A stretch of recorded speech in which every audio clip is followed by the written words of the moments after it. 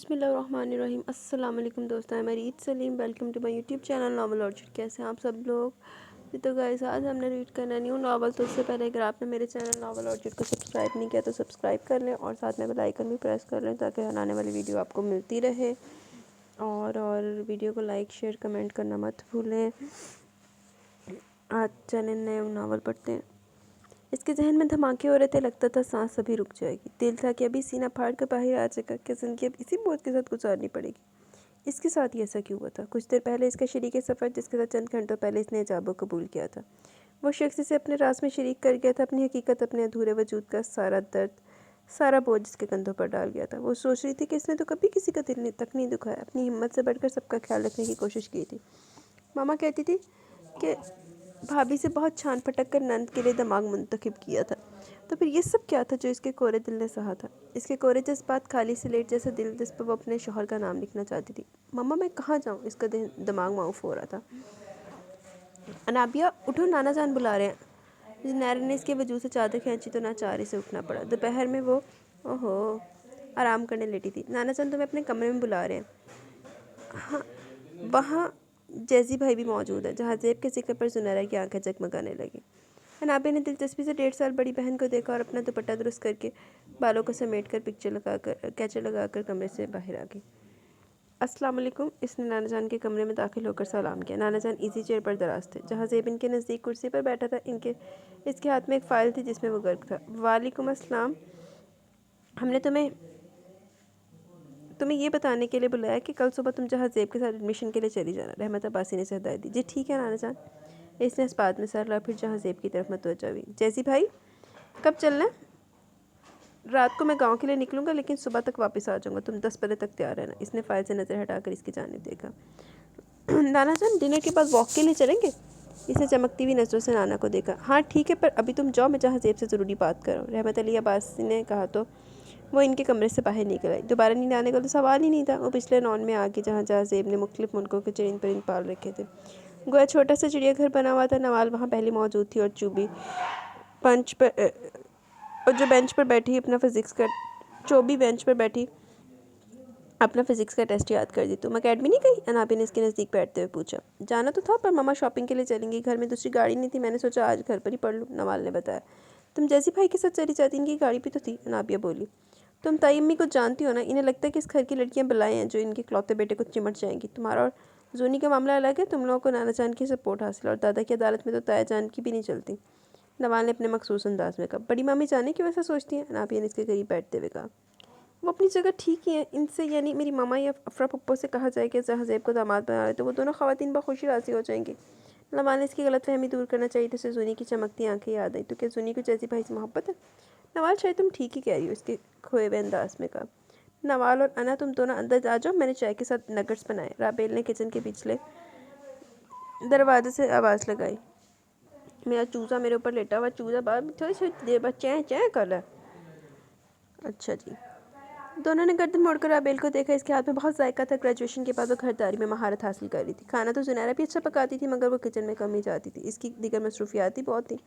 मेरे लिए इधर ही भिजवा दो। नवाल ने बड़ी बहन से कहा, जबकि अनाबी अंदर जाने के लिए उठ खड़ी हुई। जहाँ सब घर वाले मौजूद थे सिवाय अफरा के, वो अब तक नहीं लौटी थी। इनका मामूल था सुबह एक प्राइवेट अदारे में पढ़ाने जाती ग्रेजुएशन के स्टूडेंट्स को, और वहाँ से फारिग होकर वो अकेडमी में भी पढ़ाती थी। ये सब ज़रूरी नहीं था, मगर अफरा को मसरूफ़ रहने की आदत थी। हाय, जिन लोगों को आदत हो ना मसरूफ़ रहने की, वो कभी भी वेले नहीं रह सकते, स्पेशली घर नहीं रह सकते। वो मेरे वगैरह उन्हें तो घर लेना गुजारा नहीं होता। घर वालों से बन नहीं आती। ये नहीं है मेरी बात नहीं आती, मेरी बात आ जाती है, लेकिन बस ना होती है कुछ बातें। रहमत अली अब्बासी ने ज़िंदगी में एक बार अफरा पर अपनी पसंद मुसल्लत की थी और अब तक शर्मसार थे। रहमत अली अब्बासी के 3 बच्चे थे। अज़मत अली अब्बासी, इशरत अली अब्बासी, इनकी आंखों का नूर अफरा, जो कि दोनों भाइयों से छोटी थी। और अफरा की उम्र 14 साल की थी जब इनकी वालिद अनीसा बेगम दिल का दौरा पड़ने से जहाँ से कूच कर गई। दोस्त रिश्तेदारों ने दूसरी शादी का मशवरा दिया, जिसे रहमत अली ने मुस्तरद कर दिया और अपनी बहन रुकैया जहाँ को, जो कि बेवा और बे औलाद भी थी, इन्हें बुलवा लिया ताकि वो घरेलू अमूर की निगरानी करने के अलावा बच्चों का भी ख्याल रख सके। बच्चे रुकैया जहाँ को बुआ बुलाते थे। अज़मत अली के तलीम से फारिग होकर ख़ानदानी बिजनेस संभालने पर उन्होंने रुकैया जहाँ के मशवरे पर अमल करते हुए इनकी शादी अपने कसीस की साहबजादी से करती थी। शुमाइला एक तलीम याफ्ता और खूबसूरत लड़की थी। वक्त गुजरने के साथ इन्हें मालूम हुआ कि इसका ज़र्फ़ बहुत छोटा था। ससुराल में अफरा की इम्तियाजी हैसियत इसे बर्दाश्त नहीं होती थी। बहुत जल्द रहमत अली पर हकीकत आश्कार होगी। इन्होंने जैसे इशरत अली की शादी का इरादा किया, अफरा के लिए आने वाले एक रिश्ते के लिए भी संजीदा हो गए। अफरा ने FSC के पर्चे दिए थे वो अपनी तालीम जारी करना चाहती थी। इसने सुना तो खूब वावेला किया। ज़िंदगी में पहली बार रहमत अली ने कोई तवज्जो न दी। दोनों भाइयों ने भी लाडली बहन का रोना देखा न गया। इन्होंने अब्बाजान को समझाने की बहुत कोशिश की, लेकिन रहमत अली ने कहकर इन्हें खामोश करा दिया कि ज़मान अहमद जैसे रिश्ते रोज़ रोज़ नहीं मिला करते। ज़मान के वालिद से रहमत अली की स्कूल के ज़माने से दोस्ती थी। मोहम्मद अहमद एक कसीरुल अशात अखबार के मालिक थे, जबकि ज़मान अहमद हाल ही में इंग्लैंड से MBA की डिग्री लेकर लौटा था। मोहम्मद अहमद की ख्वाहिश थी कि इस रिश्ते से दोनों दोस्तों की दोस्ती मज़ीद मजबूत हो जाए। ज़मान को भी कोई इतराज़ न था, बस अफरा थी जो खुश न थी। मगर रहमत अली ने इसे ज़माने की ऊंच नीच कुछ इस तरह समझाई कि इसे राज़ी होना ही पड़ा। अफरा ज़मान अहमद के संग रुखसत हुई और इशरत अली अपनी मामूज़ात नाइला को प्यार लाई। नाइला एक कमकुर सुलझी हुई लड़की थी। इसने जल्दी शौहर और ससुर का दिल जीत लिया। दूसरी जानिब अफरा भी अच्छी बीवर बहू बनने के अमल से गुजर रही थी। ज़मान अहमद भी एक अच्छे शौहर साबित हो रहे थे। वो अफरा को खुश रखने की पूरी कोशिश करते वक्त अपनी रफ्तार से गुजर रहा था। शुमाइला को कुदरत ने औलाद नरीना से नवाजा। अफरा की शादी के वक्त जहाँ ज़ेब 4 साल का था। इशरत अली की ज़िंदगी में नवाल और रबे ने रंग भर दिया, जबकि अफरा और जुनैरा के बाद दूसरे बच्चे की आमद की मुंतज़िर थी कि अचानक इनकी ज़िंदगी में भौंचाल आ गया। हफ्तावार तातील थी और सब नाश्ता करने में मसरूफ़ थे कि ज़मान की बीवी जैनी आ गई। इसने ज़मान ने इंग्लैंड में शादी की थी और इससे इसका एक 3 साल का बेटा इब्राहिम भी था, जो हूबहू दादा की तस्वीर था। जैनी अब ज़मान के इंतज़ार से उकताकर इसे साथ ले जाने के लिए आई थी। इसकी आमद से अफरा की ज़िंदगी तहस नहस होकर आएगी। अफरा ने ज़मान से झगड़ा किया और जूनी को लेकर रहमत अली अब्बासी के घर आ गई। ज़मान ने इसे रोकने की बहुत कोशिश की, पर वो न रुकी। रहमत अली ने दोस्त से पास बरस की। मोहम्मद अहमद बेहद शर्मसार थे। इन्होंने ज़मान पर जोर दिया कि वो जैनी को तलाक दे दे, पर इब्राहिम का चेहरा देखने ना तो जैनी को तलाक देना चाहते थे, ना अफरा को खुद से अलग करना चाहते थे। जैनी को ज़मान की दूसरी शादी से कोई मसला नहीं था, पर वह ज़मान को अपने साथ ले जाना चाहती थी। हाय हाय। इस सूरत हाल को देखते हुए अफरा के इसरार पर रहमत अली ने खुला का मुकदमा दायर कर दिया। खुला के बाद ज़मान अहमद जैनी और बेटे के साथ इंग्लैंड चला गया। जाने से पहले ज़मान ने चाहा कि जुनैरा को साथ ले जाए। बस मेरा बेटा।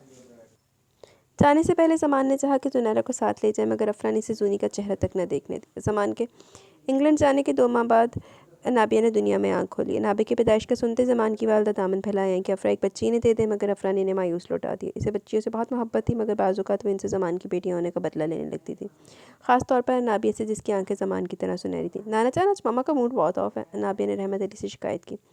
वो भी क्या करे, जब तुम इसकी तवक्कात पर पूरी नहीं उतरोगे तो इसका मूड तो ख़राब होगा ही। रहमत अली लाठी टेकते हुए बोले, आज वो दोनों नाना नवासी बाग के लिए आए थे। मैंने क्या किया? इसने अनजान बनकर पूछा। तुमने जहाँ ज़ेब से मिसबिहेव किया ना, तुम्हें सॉरी करना चाहिए, नाना ने समझाया। शुमाइला मामी के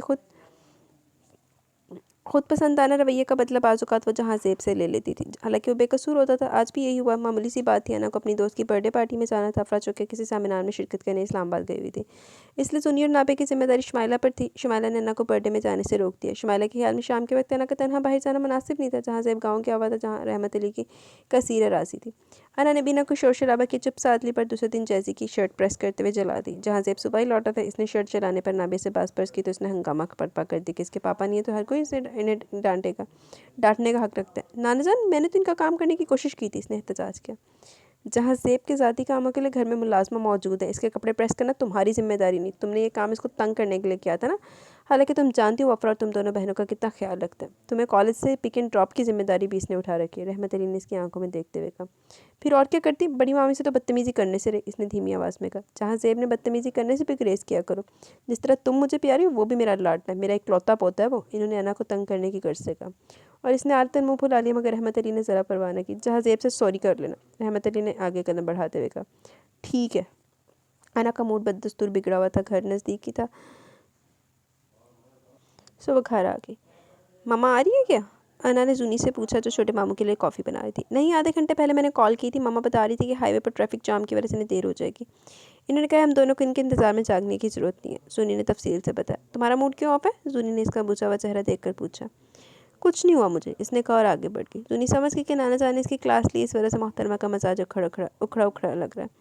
अपने कमरे की तरफ बढ़ते हुए जहाँ ज़ेब के कमरे के दरवाजे पर इसके कदम सुस्त हुए, इसने दरवाज़ा नॉक किया। अंदर से येस की सदा आने पर इसने दरवाज़ा पूरा खोल कर अंदर झांका। जहाँ ज़ेब सोफे पर टांगे फैला बैठा था, लैपटॉप टांगों घुटनों पर रखा हुआ था। वो गर्दन मोड़कर दरवाजे की जानिब देख रहा था, जहाँ अनाबिया इस्तारा थी। सॉरी, इसने शर्मसार अंदाज में कर दरवाज़ा बंद करके आगे बढ़ गई, जबकि जैजी के लिए ऊपर मुस्कुराहट फैल गई। टूर कैसा रहा अफरा? अजमत अली ने बहन से पूछा। भाई इस दफ़ा मैं बहुत बोर हुई। कभी कभी इंसान ज़्यादा पढ़े लिखे लोगों के दरमियान बैठ कर खुद को बहुत तन्हा महसूस करने लगता है। फिर इस दफ़ा मुझे जूनी और अना की भी बहुत याद आई। माँ की बात पर ऑमलेट लाती जूनी मुस्कुराती, साथ ही ले जाती, इन दोनों की भी तफरी हो जाती, सुमाला ने तंजिया कहा। अफरा जब सामान का घर छोड़कर रहमत कदे में वापस आई थी तब रहमत अली ने बड़े बेटे अजमत अली पर जोर दिया को अपनी फैमिली के साथ अलग घर में शिफ्ट हो जाए कि अफरा की वजह से इनकी बेगम को किसी मसले का सामना न करना पड़े। लेकिन अजमत अली इस बात के लिए राज़ी नहीं हुए, इसलिए उन्होंने इनकार कर दिया। वो अपने वालिद और बहन भाई से दूर नहीं होना चाहते थे। शुमाली ने अपने तईने समझाने की पूरी कोशिश की पर वो ना माने। हाँ भाभी, मैं भी यही सोच रही थी कि नेक्स्ट मंथ मेरी कॉलीग के भाई की शादी है हैदराबाद में, वहाँ ले जाऊँगी इन दोनों को। इसने मुस्कुराकर भाभी को जवाब दिया। क्या अब्बा जान नाश्ता कर चुके? इशरत अली ने बीवी से पूछा। जी हाँ, वो तो फजर के बाद ही नाश्ता कर लेते हैं। अनाबिया कहाँ है? इसे कॉलेज नहीं जाना? अफरा ने जुनैरा से पूछा। मम्मा आज वो छुट्टी करेगी, हम दोनों आपके साथ वक्त गुजारना चाहते हैं। जूनी ने इसके गले में बाहें डाली तो दोनों भाई मुस्कुरा दिए। जैसी खामोशी से नाश्ते में मसरूफ़ था, नाबे जब नाश्ते के लिए आई तो सब नाश्ते से फारिग हो चुके थे। ड्राइंग रूम खाली था, अलबत्ता किचन से जहाँ जेब की सर्द आवाज़ बाहर तक आ रही थी। मैं पहले भी तुम्हें कह चुकी हूँ कि अपनी हद में रहो, कह चुका हूँ, यहाँ तुम्हें कुछ नहीं मिलने वाला। अना ने किचन में झाँका, जैसी की पुष्ट दिखाई दे रही थी। वो जानना चाहती थी कि जहाँ जेब का मुखातिब कौन है, पर इसी वक्त राना इसके लिए अफरा का पैगाम ले। अना बिब्बी, आपकी मम्मा आपको अपने कमरे में बुला रही है। अनाबिया कुर्सी खिसका कर खड़ी होगी। जहाँ जेब अब्बी किचन में था, वो बेदिली से सीढ़ियाँ तय करती हुई पहली मंजिल पर मौजूद अफरा के कमरे में आ गई। दिल पर जाने की बहुत सा खड़ा आ गिरा था। किरण है जैसी दिनार। मामा आपने बुलाया? नाश्ता किया तुमने? अफरा ने इसके बाल के सहलाए। दिल नहीं चाह रहा, इसने मुंह पर सोरा। चलो उठो, शाबाश, आज मैं अपनी बेटी को नाश्ता बना कर देती हूँ। इसके बाद हम शॉपिंग पर चलेंगे, फिर वहाँ पर हम लंच करेंगे। अफरा ने पूरा प्रोग्राम तरतीब दे रखा था। राबी, तुम और नवाल भी तैयार हो जाओ, हम शॉपिंग पर चल रहे हैं और लंच भी बाहर करेंगे। अफरा ने अना के लिए नाश्ता मेज़ पर लगाते हुए कहा। जी पुप्पो, राबेल उकतावे लहजे में बोली। तबीयत तो ठीक है बेटा तुम्हारी? अफरा ने राबेल से पूछा। पुप्पो सर में दर्द है, इसने पेशानी मसलते हुए कहा। जूनी, हम अपने पापा के पास क्यों नहीं रहते? अना ने आज फिर पापा को याद किया था। अना क्या हो जाता तुम्हें? मामा अगर तुम्हारी बात सुन ले तो कितना हर्ट होंगी। पापा को अगर हमारी परवाह होती तो कभी तो हमसे मिलने आते। जूनी ने अपनी सुर्ख आंखों से नापिया को देखा।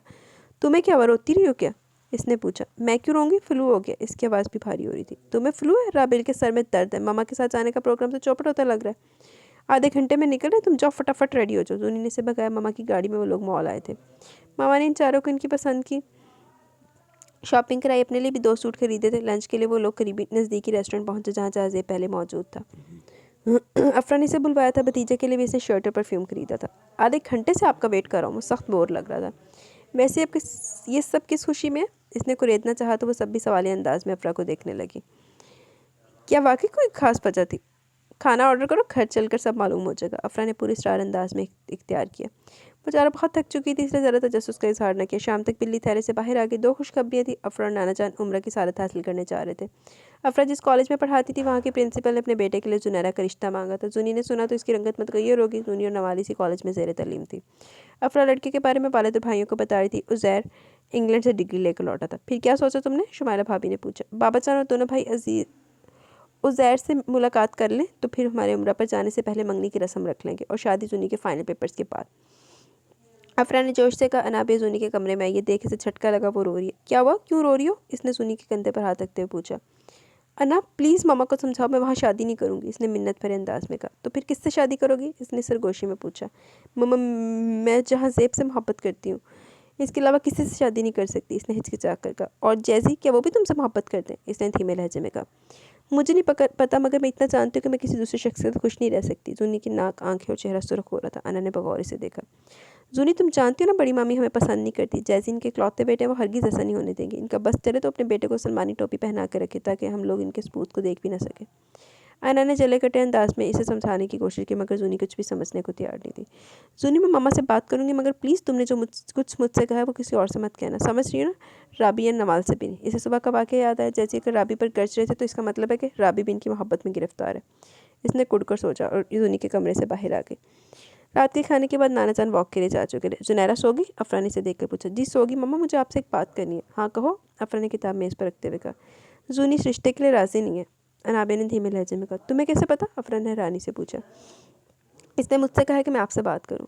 इसने कहा और तुम चली गई? तुमने इसे समझाने की कोशिश नहीं की? अनाबिया, अफरा ने सर्द लहजे में कहा। मैंने इसे समझाने की बहुत कोशिश की, पर वो नहीं मान रही। अनाबिया रो हंसी होगी। क्या कहती है वो? वो कहती है कि वो जेरी से मोहब्बत करती है और इनसे शादी करेगी, और ये नहीं हो सकता। जहाँ ज़ेब की माँ ऐसा होने नहीं देगी, और मैं अपनी बेटी की तस्लील होते नहीं देख सकती। मैं खुद इससे बात करूँगी। क्या वो मान जाएगी? अनाबिया ने हाथ से पूछा। इसे मानना ही होगा, तुम जाओ अपने कमरे में, कल देखते हैं। अफरा ने कहा। तुम इनके कमरे से बाहर आ गई। दूसरे दिन अफरा ने इसे जाने के अल्फाज में समझाया कि वो मंगनी के लिए राजी होगी। राबी से उज़ैर का नाम लेकर छेड़ती पर वो खामोशी रहती। नाबी को अंदर ही अंदर बहन का दुख खा रहा था। इसे जहाज़ेब पर भी गुस्सा था और फिर वो दिल ही दिल में जैजी को बद्दुआ देने लगी। काश जहाज़ेब को जिस लड़की से मोहब्बत हो वो किसी और की हो जाए और जहाज़ेब भी ऐसे ही तड़पे जैसे मेरी बहन तड़प रही है। चलो, जैजी ने बेचारे ने की किता। मैंने क्यों लग रहा है जैजी नू तेरे नाल ही मोहब्बत होनी है। इतवार को सुनहरा के ससुराल वाले रस्म करने आए थे। इसकी सास ने इसे अंगूठी पहनाई और मिठाई खिलाकर मुंह मीठा कराया। जूनी ज़बत के बैठी रही। गैर मुतवक्का तौर पर नाना जान ने शादी की तारीख भी तय कर दी। दरमियान में सिर्फ 1.5 महीने था। ना जाने बाप बेटी के दरमियान क्या बातचीत हुई थी। उज़ैर एक सुलझा हुआ लड़का था। वजाहत इसका प्लस पॉइंट थी। सोने पर सुहागा इसकी बैरून मुल्क की डिग्री थी। शुमाइला अंदर ही अंदर जज्बस हो रही थी। जुनैरा कितने आला ख़ानदान में रिश्ते होने पर अलबत्ता नाइला दिल से खुश थी और ख्वाहिशमंद थी कि इनकी नवाल और राबेल के रिश्ते भी अच्छे ख़ानदानों में तय हो जाए। 2 रोज़ के बाद रहमत अली और अफरा उम्र की सादत हासिल करने के लिए चले गए थे।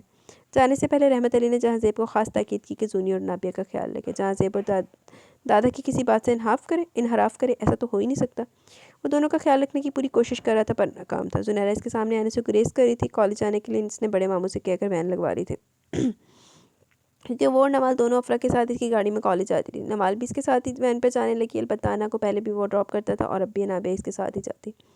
नाबी का मिसाल आजकल कुछ अजीब सा हो रहा था। पहले तो वो इससे खूब बातें किया करती थी पर इन दिनों वो गाड़ी में बैठती मुँह सी लेती थी। जहाँ जेबी से बोलने पर रुखसाता मगर नाकाम रहता। आज रहमत अली और अफरा को सऊदी के 1 हफ़्ता हो गया था।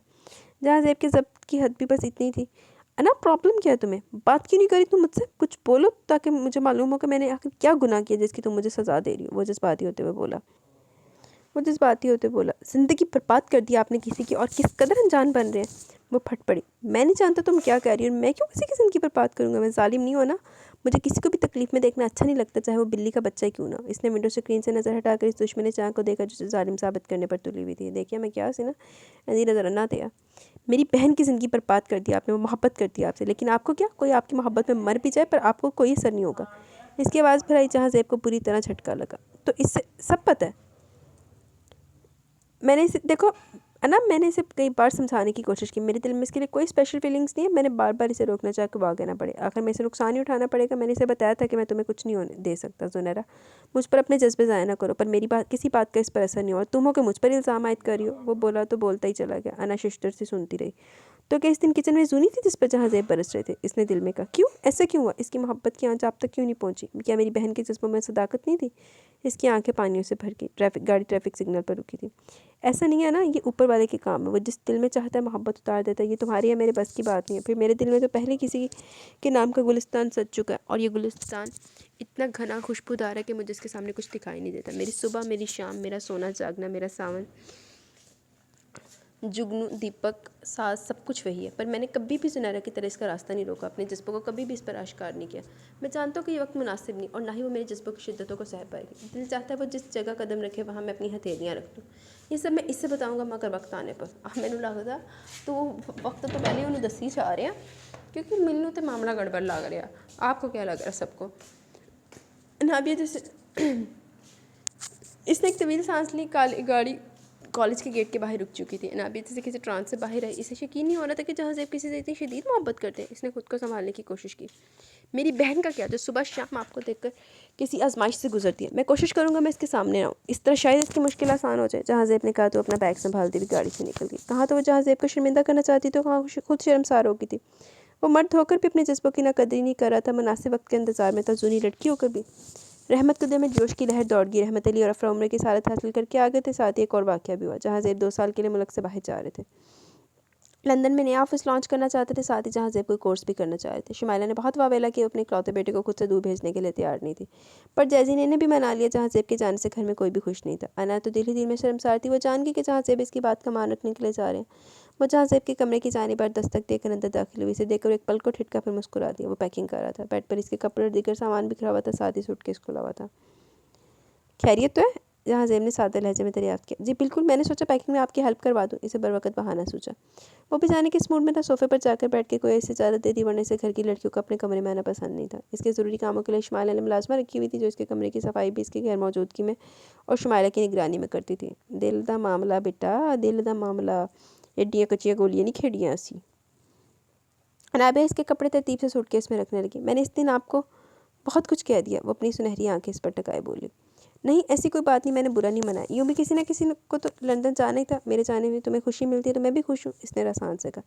ये एल्बम भी ले जाएंगे? इसने फैमिली फ़ोटो एल्बम उठाकर पूछा। हाँ, मुझे अपनी फैमिली फ़ोटोज़ को मोबाइल या लैपटॉप में रखना पसंद नहीं, ज़रा सी बेहतियाती से कोई भी इन तक रसाई हासिल कर सकता है। जहाँ ज़ेब ने तफसीली बताया। दरवाजे पर खटका हुआ तो दोनों ही चौंके। शमाइला दरवाजे में खड़ी थी।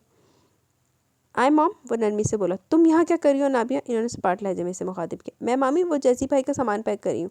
इसने एहतियात से वो क्रिस्टल का पेन होल्डर सूटकेस में रखा और जो इसकी पिछली सालगिरह पर जैसी को गिफ्ट किया था और वो इसे अपने राइटिंग टेबल पर रखता था। तुम जाओ नाबिया, बाकी का सामान मैं पैक कर दूंगी, शुमाइला मामी ने कहा तो उठकर कमरे से बाहर आ गई। न जाने मामी को ऐसा क्या मिल जाता है, जैसी भाई को अपनी जागीर समझती है, मैं जैसे इनकी ममलिकत पर कब्जा जमाने बैठी हूँ, जो मुझे कमरे से बाहर निकाल दिया। वो बुरी तरह सुलग रही थी, इसे जहाज़ेब से बहुत सारी बातें करना थी। इसे मालूम नहीं था कि शुमाइला के अंदर अलार्म बज चुका था, इसे जहाज़ेब के कमरे में देखकर। सुबह की फ़्लाइट से वो चला गया, वो ज़रा बातूनी नहीं था, मगर इसके जाने से रहमत को दिल में सन्नाटा फैल गया। नाबिया कॉलेज आने के लिए तैयार होती जब अफरा ने इसे आवाज़ दी कि ड्राइवर आ गया। जहाज़ेब जाने से पहले एक जिस वक्ती ड्राइवर का इंतजाम करके गया था, कॉलेज आते हुए भी रास्ते में जाने की उसकी आंखें भीग रही थी। कॉलेज में क्लासेस के दौरान भी इसका जहन जूनी और जहाज़ेब के इर्द गिर्द चकराता रहा। कॉलेज से वापस आकर बिना कुछ खाए सोने के लिए लेट गई। जब इसकी आंख खुली तो अंधेरा फैल चुका था। वो फ्रेश होकर किचन में आई, जहाँ नाइला मामी और राबेल रात के खाने की तैयारी कर रही थी। अना, तुमने लंच क्यों नहीं किया? मामी ने शफकत से पूछा। बस मामी, भूख नहीं थी, वो घसीट कर बैठ गई। अब क्या लोगी? आप रहने दे, मैं खुद ही चाय के साथ कुछ हल्का फुल्का ले लूँगी। इसकी बात के बरक्स राबी इसके लिए चाय का पानी चूल्हे पर रख चुकी थी और अब इसके लिए सैंडविच तैयार कर रही थी। नाइला को बहुत प्यारी लगती थी। इन्हें ख्याल आता कि अगर इनका बेटा होता तो वो नाबिया को अपनी बहू बना लेती। मामी, जूनी कहाँ है? इसने पूछा। उज़ैर और इसकी मामा आए थे, वो जूनी को ब्राइडल ड्रेस और दीगर शॉपिंग करवाने के लिए साथ लेंगे। अब देखो हमारी जूनी को क्या पसंद आता है। नायला ने खुश दिली से मुस्कुरा कर कहा तो वो जवाबन मुस्कुरा दी। काश इसे उज़ैर पसंद आ जाए। नाबिया ने दिल में सोचा। चाय का कप उठाया, इसके चेहरे पर सोचों का जाल बुन गया था। जूनी काफ़ी देर से आई थी, डिनर वो रेस्टोरेंट में कर चुकी थी। इसका मूड काफ़ी खुशगवार था। उज़ैर ने दिल खोलकर पैसा खर्च किया था। वो जब सोने के लिए अपने बेडरूम में गई तो नाबिया ने इसके पीछे। तुम खुश तो हो ना जूनी? मेरे खुश होने या ना होने से क्या होता है, ज़िंदगी तो मुझे ऐसे गुजारनी है। ऊपरी दिल से हंसकर कहा। इसके दर्द भरे लहजे ने नाबिया का दिल चीर डाला। एक ऐसा शख्स जो ना आपसे मोहब्बत करता हो, ना ही आपकी मोहब्बत की कदर करता हो, बल्कि वो शायद किसी और से मोहब्बत करता हो, इसके साथ ज़िंदगी गुजारना आसान नहीं होता। इसने बड़ी बहन को उलझे कांटों से निकालने की कोशिश की। तुम्हें कैसे पता? ये सब के जैसी जुनैरा तेरी से बोली। मुझे जैसी भाई ने खुद बताया कि वो किसी लड़की से मोहब्बत करते हैं, बहुत शदीद वाली मोहब्बत। नाबिया को जहाँ ज़ेब का कहा एक एक लफ्ज़ असबर था न जाने क्यों। कौन है वो लड़की? जुनैरा बेचैन हुई। मालूम नहीं, इन्होंने ये बताया ही नहीं। अनाबिया ने कहा तो जूनी मायूस होकर बेड पर चादर तान कर लेट गई। अनाबिया कुछ देर तक इसे देखती रही, फिर लाइट ऑफ करके कमरे से बाहर निकल आई। इसे मालूम नहीं था कि आज रात जूनी फिर से अपनी नाकाम मोहब्बत का शौक मनाने वाली, मगर आखिरी बार। चलो अल्लाह जूनी नो हदायत दवे, आखिरी बारी होवे। घर में जुनैरा की शादी के हंगामे जाग उठे थे। सब शिद्दत से जहाँ ज़ेब की कमी महसूस कर रहे थे। इशरत अली और अजमत अली की मसरूफियात को देखते हुए नाइला ने रहमत अली की इजाज़त से उमर और अली को लाहौर से बुलवा लिया था ताकि वो बाहर के कामों में हाथ बटा सके। उमर थे अली कौन है? और ये दोनों भाई बड़े खुशमिजाज वाक़या पे। आज जूनी की माइयों थी, घर में सुबह से हंगामा मचा हुआ था। दूसरे शहरों से मेहमान कल रात ही आ गए थे। ऐन वक्त पर अभी को याद है कि इसके सूट की मैचिंग जूती नहीं है। नायरा ने इसे उमर के साथ मार्केट रवाना किया और जूनी के लिए फूलों के गहने भी इसी से मंगवा लिए। जबकि अनाबिया सुबह से इसके कमरे में घुसी हुई थी। वो अपनी स्कूल लाइफ के किस्से दोहराते हुए हंस रही थी। दोनों ही मगन थी। अफरा ने कमरे में झांका और कुछ कहे बगैर आगे बढ़ गई। 2 साल पहले इनके नाम नहाद बाप का इंतकाल हो चुका था। इन दोनों के बड़ी होने के बाद इसने कभी राब्ता नहीं किया। अफरा ने इसके इंतकाल की खबर इनसे छुपा रही थी कि बच्चियाँ दुखी होंगी। तकरीब का इंतज़ाम रहमत कुदे के लॉन में था। अली इंतज़ामात में मसरूफ़ था। इसके साथ कई वर्कर्स भी थे। आज इसकी वालदा भी लाहौर से शादी में शरीक होने आई थी। बुआ जो कि 3 माह पहले अपने भाई के इंतकाल पर शिकारपुर गई थी, 2 दिन पहले वापस आ चुकी थी और इस वक्त बरामदे तख्त पर बैठी जुनैरा के माइयों के दुपट्टे पर बेल लगा रही थी। बेटा ज़रा देखना, ठीक से तो लगी है? इन्होंने पास से गुजरती अफरा को पुकारा। जी अम्मा भी बहुत खूब लग रही है, बस दुआ कीजिए कि नई ज़िंदगी मेरी बेटी को रास आ जाए। अफरा ने दुपट्टा देखते हुए कहा। माजी के अंदेशे ने खौफज़दा करे थे। मौला अपना करम करेगा, तुम दिल छोटा ना करो। बुआ ने अफरा का कंधा थपथपाया। अफरा, लंदन से जहाँ ज़ेब की कॉल है, तुमसे बात करना चाहता है। अजमत भाई सिटिंग रूम के दरवाजे पर खड़े थे। आज जैसी भाई को बहुत मिस किया मैंने। मायों की तकरीब खत्म होने के बाद अनाबिया नवाल सबके लिए चाय बना रही थी जब नवाल ने जिक्र छेड़ा। अना, बेशक वो ज़्यादा बातूनी नहीं है, ना ही बड़ी अम्मी हमें इनसे फ्रैंक होने देती हैं, फिर भी इनकी मौजूदगी हमारे लिए किसी साहिबान से कम नहीं। याद है कॉलोनी के सारे लड़के ने हमारा भाई समझते हैं। इस घर की पहली खुशियाँ और वो 7 समंदर पार बैठे। नवाल की आंखों में नमी चमक रही थी। वो बहुत हसास थी। नाबे को मिलाल ने घेर लिया। नवाल, आज की तकरीब में तुमने कुछ महसूस किया? इसने खुद पर काबू पाकर नवाल का जहन बटाना चाहा। नवाल ने इसे सवालिया नज़रों से देखा। उमर की अम्मी अपनी राबी को बड़े गौर से और मुस्कुरा कर देख रही थी। क्या मतलब? इसने चाय का मग ट्रे में सेट किए। भाई मुझे तो दाल में कुछ काला नीला लग रहा है। वो शरारत से मुस्कुराई, ट्रे उठाकर सिटिंग रूम की जानिब बढ़ गई जहाँ सब चाय के मुंतजिर थे। नवाल नासमझी से सर लाती हुई नाबे के पीछे किचन से निकल आए। बुजुर्गों के दरमियान निकाह की रस्म और बारात की तकरीब मौजू पर गुफ्तगू थी। वो दोनों भी दिलचस्पी महसूस करते हुए इधर ही टिक गई जब वो नवाल का जहन जहाँ ज़ेब की जानिब से हटाने में कामयाब रही थी। सी ग्रीन लहंगे में दुल्हन बनी जुनैरा बहुत हसीन लग रही थी। मशहूर ब्यूटी सैलून के मेकअप ने इसके हुस्न को चार चांद लगा दिए थे। दूल्हा बना उज़ैर भी ब्लैक शेरवानी और कुल्ला में जच रहा था। अनाबे ने नेवी ब्लू सिल्क का गाउन जेबतन किया हुआ था और इसमें मलबूस में वो किसी के दिल में उतर चुकी थी मगर वह सच्चाई से बेखबर बहन की खुशी के मौके पर उड़ी उड़ी फिर रही थी। निकाह के बाद ज़ियाफ़त का इंतज़ाम था कि दिल चुतरी से सानवी ताज़ो जायज़ी ते है नहीं होन के दिल चुतरी है। तकरीब का इंतजाम शहर के 5 स्टार होटल के बैंक्वेट में किया गया था। स्काई ब्लू मैक्सी में मलबूस नवालिस के साथ साथ थी। अलबत्ता राबेल स्टेज पर जुनैरा के साथ मौजूद थी। स्टेज पर फोटोशूट हो रहा था। शुमाइला भाभी ने अफरा का तारुफ शहनाज बेगम से करवाया जो कि शुमाइला के तायजाद भाई की बेवा थी। कीमती साड़ी और पत्थरों की ज्वेलरी में वह बहुत बावकार नजर आ रही थी। रुखसत होते वक्त इन्होंने शुमाइला पर इरादा जाहिर किया को जल्दी रहमत को दे आएंगी अपने इकलौते बेटे का शान हबीब का रिश्ता नाबिया के लिए लेकर। शहनाज बेगम की बात सुनकर शुमाइला के अंदर तक सुकून होता गया। रुखसती के वक्त जूनी और नाबिया से ज़्यादा राबेल ने आंसू बहाए थे। सहेली की मतवक्का जुदाई पर जूनी के जाने के बाद घर की फिजा में उदासी घुल गई। ए लो राबेल दा ते तो शान हबीब का रिश्ता आंदा पिया ते असी तो सोच के बैठे सी ओहदे ते।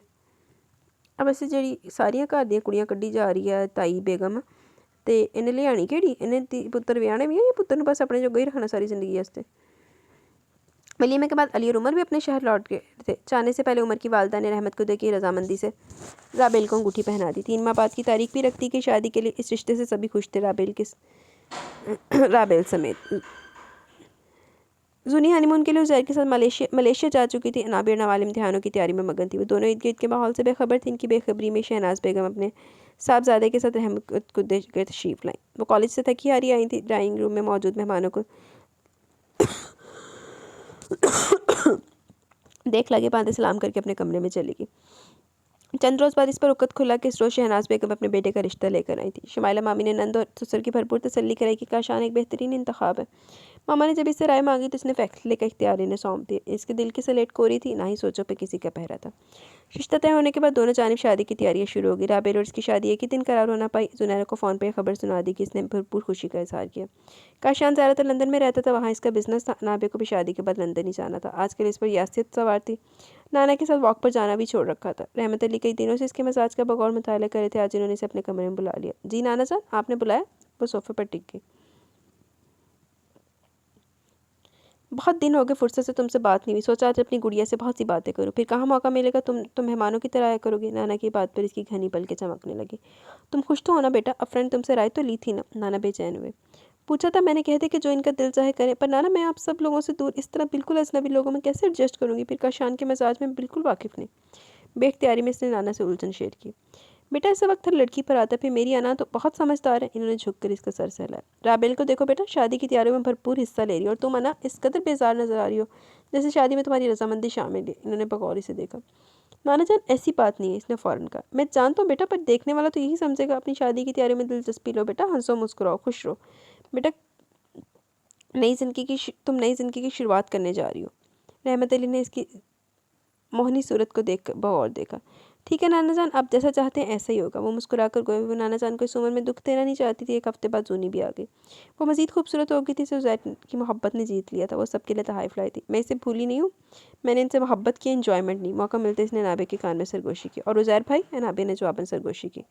वो बहुत अच्छे हैं। मुझे लगता है कि वो मेरे दिल के मकीन बनते जा रहे। जुनैरा की बात सुनकर नाबे ने सुकून का सांस लिया। अफरा की ख्वाहिश थी कि जहाँ ज़ेब लंदन से आकर अनाबी और राबेल की शादी में शिरकत करे। जब पाकिस्तान से इसके ऑफिस फ़ोन किया गया तो मालूम हुआ कि वो छुट्टियाँ गुजारने शहर से बाहर गया। अफरा ने इसके फ्लैट के फ़ोन नंबर पर पैगाम रिकॉर्ड करवाया। बिमा शादी की तारीख के भी मालूम हुआ वो एक प्रोजेक्ट के सिलसिले में मानचेस्टर चला गया। बे जनाब बे अली वापस आइया पुत्र, वापस आके तेन वो ब्याह शुदा नाबिया मिलनी है। अल्लाह हो गया उदा ब्याह। इधर राबेल और उमर की शादी होगी। नाबिया का शान के साथ उकसत होकर के शान मिला आ गई। हुन नाबिया दी बददुआ तो नहीं लग रही जैजी नू। जहाँ ज़ेब 7 समंदर पार बेखबर ही रहा कि रहमत कुदे में कितना सुनाटा हो गया। पूरा वजूद एक अज़ियतनाक इज़्तिराब के हसार में था। दिल से जैसे कतरा कतरा लहू बहकर सांसों को बोझल कर रहा था। बंदा पूछे जे तू गया ही सी तो उनके जूनी दे ब्याह तो बाद गरक हो या वापस। किस्मत ने कैसा वार किया, वो किसी को अपने आंसू दिखाने के काबिल भी नहीं रहा था। ये जानता है को बंदोबस्त करके जा एडा तू। 2 दिन से वो अपने फ्लैट में बंद था। कई मिनट पर डोरबेल बजी। बारहा इसका सेलफोन गुनगुनाया। वो सबसे खफा था। जानता था गलती इसकी अपनी, इससे किसी को भी तो अपने राज में शरीक करना चाहिए था। काश वो अफरा पप्पो को दिल की बात बता देता तो आज इसकी ज़िंदगी वीरान ना होती। मानचेस्टर से लौटकर जब इसने टेलीफोन पर रिकॉर्ड पैगाम सुने तो इसके इर्द गिर्द धमाके होने लगे थे। इसका वजूद किरची किरची होकर बिखर गया। काश अनु, मैं यहाँ आने से पहले तुम्हें अपना पाबंद कर लेता। इसने कराहते हुए अपना सर तकिए पर रखा। ऐसा लग रहा था कि सांस अभी रुक जाएगा। दिल पर मनोबोझ आ गिरा था।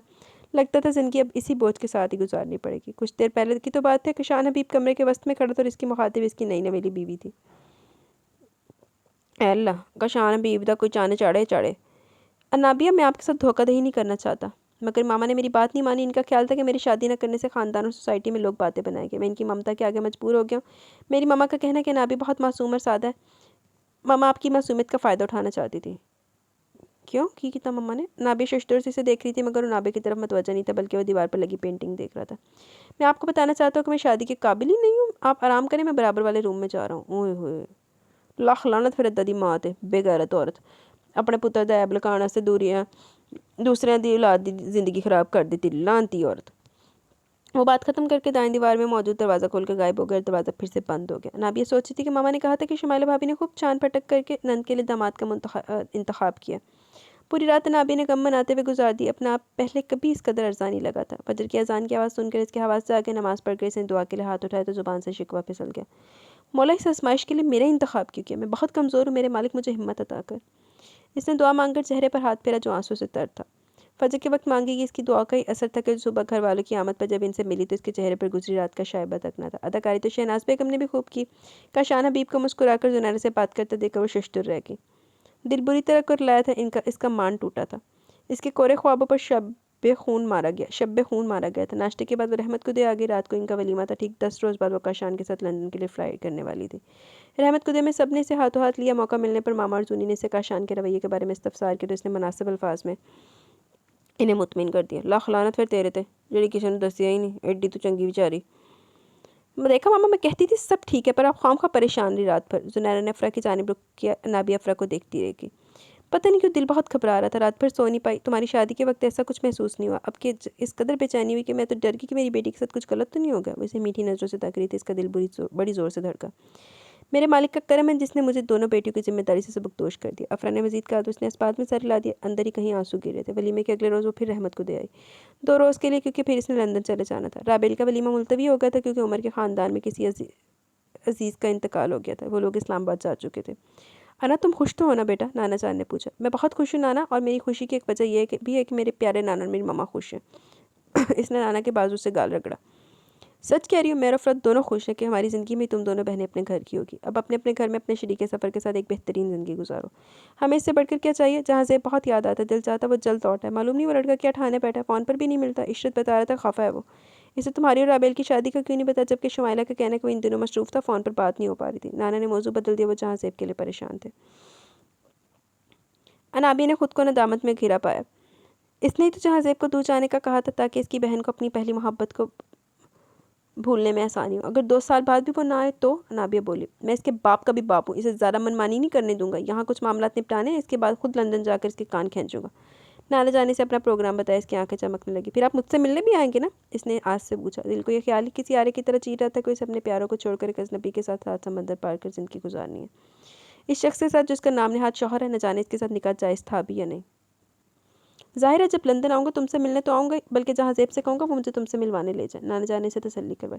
नाना जान काफ़ी देर तक जहाँ ज़ेब की बातें करते रहे। बहुत फर्माबरदार बच्चा लंदन जाकर इसे न जाने क्या हो गया। शायद लंदन के सर्द मौसम ने इसके जज्बात को भी मंजमंद कर दिया, वरना तो वो किसी की नाराज़गी सह नहीं सकता। कजा के खुद नाराज़ होकर बैठ गया। नाना अपने कमरे में सोने गए तो वो अपने कमरे में आ गए। एक एक चीज़ को छूकर महसूस करने लगी। न जाने दोबारा कब इस कमरे में आना नसीब हो जहाँ इसकी बचपन और जवानी के कई साल गुजारे थे। ये कमरा इसकी हंसी, इसके आंसू, इसके पल पल का गवाह था। रात बीत रही थी, वो भी सोने लेट गई। दूसरे दिन वो लौट आई। एयरपोर्ट पर मामा जुनैरा और जहरी से सी ऑफ करने आए थे। एयरपोर्ट पर जब इनकी फ़्लाइट ने लैंड किया तो सुबह के 4 बज रहे थे। बाहर ऑफिस का ड्राइवर गाड़ी समेत मौजूद था। मालूम होता था कशान लंदन में भी शाहाना ज़िंदगी गुजारने का आदी है। इसका घर भी बेहद शानदार। कैरोलिन इसके घर की केयर टेकर थी। वो एक स्याह फॉर्म मगर खूबसूरत औरत थी। काशान के रोज़मर्रा मामूलात की इसे खबर रहती। किस वक्त वो उठता है, कितने बजे वो कॉफ़ी लेता है, कब ऑफिस जाएगा, कब डिनर होगा। अनाबे के लिए यहाँ कोई मसरूफियत नहीं थी। यहाँ भी इसके बेडरूम के अंदर ही दूसरे बेडरूम का दरवाज़ा था। दोनों में ज़रूरत नहीं बातचीत होती। इस दिन ऑफिस जाते हुए काशान ने से कैश दिया कि वो लंदन के मौसम के हिसाब से अपने लिए शॉपिंग कर ले। वीकेंड पर वो दोनों काशान के दोस्त के घर इन्वाइटेड थे। काशान ने मजीद कहा कि वो हेल्प के लिए कैरोलिन को साथ ले जाए। सो वो शाम के वक्त कैरोलिन के साथ मार्केट आ गई। गाड़ी कैरोलिन ने ही ड्राइव की। इन्हें शॉपिंग में काफ़ी वक्त लग गया। नाबियों को लंदन की उदास शाम ने मजीद उदास कर दिया, जिसे जहाँ से भी याद आ रहे थे। सुबह इसकी आंख मौसीकी की आवाज़ से खुली। मौसीकी का माने बराबर वाला कमरा था जहाँ काशान हबीब का वक्त गुजरता था। ये कौन सा वक्त है म्यूज़िक सुनने का? इसने सोचा और एहतियात से नॉब घुमाकर जरा सा दरवाज़ा खोला। सामने का मंजर देखकर इसके रोंगटे खड़े हो गए। वो सुर्ख जनाना कपड़ों में मलबूस था, दिगर लवाजमान के साथ वो नाच रहा था। इसके चेहरे पर सरशारी का आलम था, जैसे वो किसी दूसरी दुनिया में पहुंचा हुआ। हाय ला, कितनी गलत हरकत है। कितने यार ऐसे लोग भी दुनिया में होते हैं।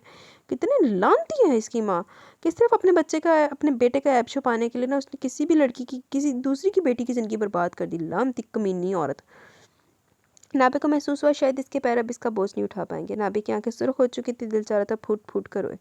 क्या कसूर था इसका? कैसे संगीन मजाक किया था इसके साथ वक्त ने? वो कमरे से निकल घर के बैकयार्ड में आगे एक बेंच पर बैठ कर रोने लगी। कैरोलिन, तुम कितने अरसे से यहाँ हो? इसने लंच करते हुए पूछा। मुझे तकरीबन 8 साल हो गए। इससे पहले मेरी मदर यहाँ होती थी। इनकी डेथ के बाद मैंने जिम्मेदारी संभाल ली। सर की कॉल आई थी, आपके लिए मैसेज है कि रात पार्टी में जाना है, आप रेडी रहिएगा मैडम। कैरोलिन ने इसे कहा। शान का पैगाम पहुंचा। ऐसे लगा कि कैरोलिन ने जानबूझकर मौजू बदला था। वो लंच खत्म करके उठ खड़ी हुई। ट्रन ट्रन टेलीफोन की घंटी बज रही थी। इसने चमकती स्क्रीन पर से नजरें हटाकर देखा और टेलीफोन सेट की जाने पड़ी। फ़ोन पाकिस्तान से था। दूसरी जानिब सुनहरा खुशखबरी के साथ मौजूद थी। अना, तुम खाला जानी बनने वाली हो। सुनहरा बहुत खुश थी। सच्ची सुनी? बहुत खुशी हुई है सुनकर। ये बताओ बेबी कब आएगा? वो एकदम खिल उठी। अरे सब्र करो, अभी बहुत टाइम है बेबी के आने में। ये बताओ तुम कब खुशखबरी सुनाओगी? मैं कब खाला बनूंगी? दूसरी जानिब से सुनहरा को मुतमिन किया। मामा से बात हुई तो उन्होंने बताया कि जल्दी नाना भी लंदन आने वाले। नाना के आने का सुनकर सूखे धानों में पानी पड़ गया। आप रेडी हैं ना? अभी डिनर सूट में मलबूस वो दरवाजे में खड़ा पूछ रहा था। जी मैं आ रही हूँ, इसने पुरसकून अंदाज में जवाब दिया। कल रात से तो इसने रब से राब्ता जोड़ा था। इस तरह करके दिल को बहुत सुकून मिला। इस तरह और बेचैनी का खात्मा हो गया। ओके, मैं गाड़ी में वेट करता हूँ, आप आ जाएं। वो इतना कहकर चला गया। नाबिया ने कान में एयरिंग ठीक किया और क्लच उठाकर कमरे से निकल आई। कैरोलिन ने दोनों को आगे पीछे निकलते देखा और तासुब से सोचा, काश ये दोनों एक दूसरे की संकट में भरपूर ज़िंदगी गुजारते। दौरान सफ़र नाबिया ने कनखियों से अपने हमसफ़र को देखा, जो एक शानदार शख्सियत का मालिक मगर एक अधूरा मर्द था। इसने नाबिया की नज़र खुद पर महसूस करी, तभी गर्दन मोड़ कर इसे देखा। आप यहाँ सेटल तो हो गया ना? कोई प्रॉब्लम तो नहीं? वो बड़े दोस्ताना अंदाज में मुखातिब था। जी कोई प्रॉब्लम नहीं, आप यहाँ एडमिशन ले लें, इस तरह आपकी भी स्टडीज़ भी कंप्लीट हो जाएंगे, आप मसरूफ़ भी रहेंगी। इसने मशवरा दिया तो नाबिया ने इस बात में सर हिला दिया। काशान एक खूबसूरत और शानदार इमारत की पार्किंग में रुक गाड़ी एक खूबसूरत और शानदार इमारत की पार्किंग में रुक गई थी। वो काशान की मैयत में अंदरूनी हिस्से की जाने पड़ने लगी। अंदर एक हाई जेंट्री की पार्टी चल रही थी, जिसमें लंदन के पाकिस्तानी नजाद मेयर भी अपनी मिसेस के साथ मौजूद थे। अक्सर पाकिस्तानियों की थी। काशान अपने हल्के के लोगों से इसे मिलवाने लगा। यहाँ इसके ऑफिस के चंद एम्प्लॉयज़ भी मौजूद थे, जिनमें लीना रज़ा भी शामिल थी। वो नाबिक को लीना रज़ा के साथ छोड़कर सुहेल अहमद के साथ इमारत के अंदरूनी हिस्से में जानिब चला गया। ये पार्टी सुहेल अहमद की जानिब से दी गई थी। इमारत के वसी और इस हाल में इंतज़ाम किया गया था। काशान के जाने के बाद लीना रज़ा से बातें करने लगी। लीना एक खुश मिजाज लड़की थी। वो 5 साल से लंदन में थी। यहाँ वो अपने भाई की फैमिली के साथ रह रही थी। अनु, तुम यहाँ? मानूसी पुकार पर इसने गर्दन मोड़कर देखा तो कुछ फासले पर खड़े जहाँ ज़ेबा बासी को देखकर वो वालहाना अंदाज में इसकी जानिब पड़ी। अजब नहीं था कब इसके गले लग जाती, पर देश में अपने इतने करीबी रिश्ते को देखकर इस पर सरशारी तारी हुई थी। वो बयान से बाहर थी। जहाँ ज़ेब ने इसका हाथ पकड़कर इसकी बेख्तियारी पर बंद बांधा। आप जैसी भाई, आप कैसे हैं? कहाँ थे आप? इसकी बेख्तियारी पर जहाँ ज़ेब मुस्कुराया। लीना रज़ा इन दोनों को आपस में बातें करते देखकर अपने कॉलीग की जानिब पड़ गई। मैं आउट ऑफ सिटी था, वरना तुमसे मिलने ज़रूर आता। इसने झूठ करा। इसे देखकर जाने कितने ही जख्मों के मुंह खुल गए। आपको क्या पता मैं यहाँ खुद को किस कदर तन्हा महसूस कर रही थी? बेख्तियारी में इसकी ज़ुबान से निकले अल्फाज सुनकर वो चौंका। तुम्हारे हस्बैंड? इसकी खूबसूरत आंखों में इस तरह भलकुरे लेने लगा।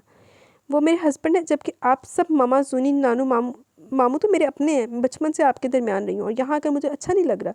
सब बहुत याद आते हैं। इसने भोलपन से कहा तो तहज़ीब का रुका हुआ सांस बहाल हुआ। इसकी अनु को कोई दुख मिलेगी तो मदहोशी में भी नहीं सोच सकता था। मिलवाओ अपने साहब से। इसके दिल के कोने में मीठा मीठा दर्द जागने लगा। मैं काशान के साथ थी तो आई थी। एक्चुअली सुहेल इनके बिजनेस पार्टनर है। दोनों को कुछ बिजनेस डिस्कशन करनी थी, सो वो अंदर चले गए। इसने आंखों से अंदरूनी हिस्से की जानिब इशारा किया। अच्छा ये बताओ, तुम खुश तो हो ना? जब तक वो ज़ुबान से इकरार नहीं करेगी इसे सुकून नहीं मिलेगा। जहाँ ज़ेब की बात पर वो चौंकी। क्या पूछ रहा था वो? किसी अधूरे इंसान की हमराही में खुशी मिलती है या अधूरापन नसीब मिलता है? मैं काशान के साथ खुश हूँ, जब भी तो लंदन में टिकी हुई, वरना पाकिस्तान लौट जाती। आप जानते तो हैं मुझे अच्छी तरह। इसने पर वक्त खुद को संभाला पर जाने की जहाँ ज़ेब के अंदर कुछ खटक रहा था। जहाँ ज़ेब नहीं असल गल तक पहुँचना। और तो जी सच्ची सवित्री बनी हुई ना, चंगे सारे सामने तो चंगी बनी रहना। तभी जहाँ ज़ेब के सेल फ़ोन पर कॉल आने लगी। इसके एक मुकामी दोस्त का एक्सीडेंट हो गया था। इसे फौरी अस्पताल पहुँचना था। वो एक्सक्यूज़ करके चला गया। कुछ देर में काशान पार्टी हाल में वापस आ गया, पर इसकी वापसी रात के ही हुई थी। शहर के रास्तों से इसकी काफ़ी शनासाई हो गई थी। वो अक्सर शाम को अकेली वॉक करने निकल जाती। इस दिन शाम ढले जब वो घर लौटी तो एक सरप्राइज़ इसका मुंतज़िर था।